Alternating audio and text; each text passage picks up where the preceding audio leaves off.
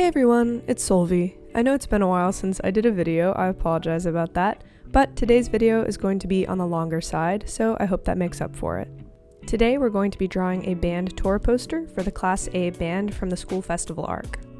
I loved the band section of the School Festival arc. I thought that it was really great getting to interact with Jiro a little bit more, and obviously Bakugo is a big part, and you all know he's my favorite.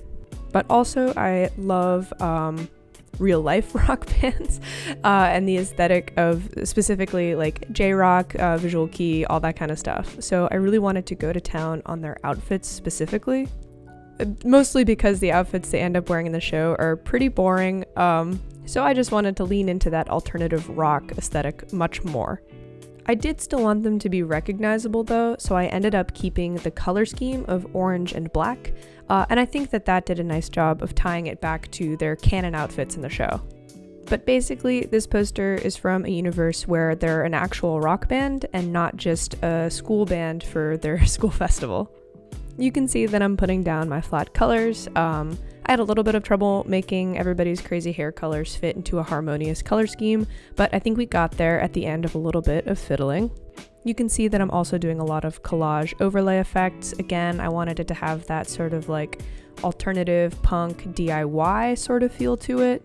And you can see that I'm laying out the basic shapes for some pretty extreme backlighting. I thought that this would give them more of a feeling like they're on stage, being lit up by stage lights and spotlights, really give it a more dramatic effect.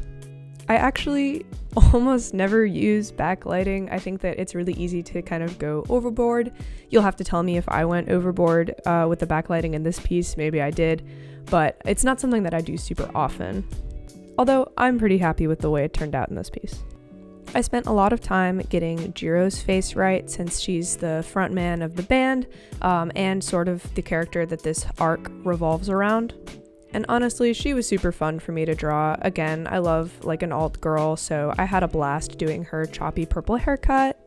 On the other hand, Tokoyami was, surprise, a massive challenge for me. You can see me putting him off because I'm just not totally sure how to deal with the bird head. It was definitely a challenging thing for me to try to adapt to my typical drawing style. I feel like with Tokoyami, if you take his bird head too realistic, he just ends up looking really scary. So I ended up going with a more simple rendering style for him, and I think it turned out okay. At least I think that he looks cohesive with the rest of the group, and honestly, that's all that I was asking for. I did have so much fun with his outfit though, and everybody's outfits. I feel like it's pretty obvious when you look at this piece that I had a lot of fun drawing everybody's clothes. You can see that I've also added a few more overlay effects, again, to give them that feeling of like stage lighting, concert lighting, and it also is helping to distinguish their black clothes from the black background.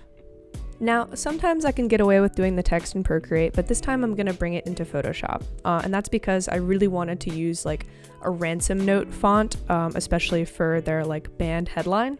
Now, normally when I do text in Photoshop, I do it at the end of the piece. But this time I decided to do it halfway through just because the text and the characters are overlapping a fair amount. So I wanted to lay out the text so that I could render the characters correctly. So, because I am doing the text halfway through, I've just taken the screenshot of my in-progress drawing and pulled that into Photoshop. Then I'm doing all of the text on several layers above the drawing so that it's all still separate. Then, once I'm happy with all of the text, I'm happy with the composition and the text layout, I'm just going to hide the layer with the drawing on it. So I'm left with only the text, and then I can export that as a transparent PNG, which you can see me doing here. Then you just take that PNG, you bring it back into Procreate, and you're set. You can see me just filling out those little finishing details, and now I'm able to render the characters around that text layout. From this point on, it's mostly just rendering. I actually had a lot of fun doing all of their guitars. I'm referencing a couple images of real guitars off screen. I think that when you are drawing something more complicated like a guitar or an instrument, it is important to have photographic reference off screen, especially if it's something that you don't draw very often.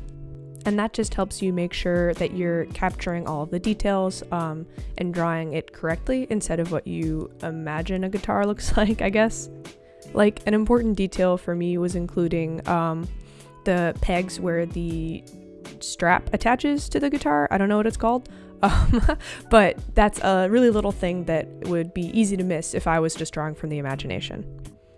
Anyways, like I said, from here on out, this video is mostly just rendering, and I actually wanted to talk a little bit about why I haven't put out a video in 2 or 3 weeks. Again, sorry about that. But I was really busy prepping for AwesomeCon, and I wanted to ask you guys if you would be interested in seeing some more videos about tabling at conventions, whether you guys are more interested in seeing behind the scenes at an artist alley, con vlog type of thing, or some like advice videos, how to prep for an artist alley, especially if you're just starting for the first time.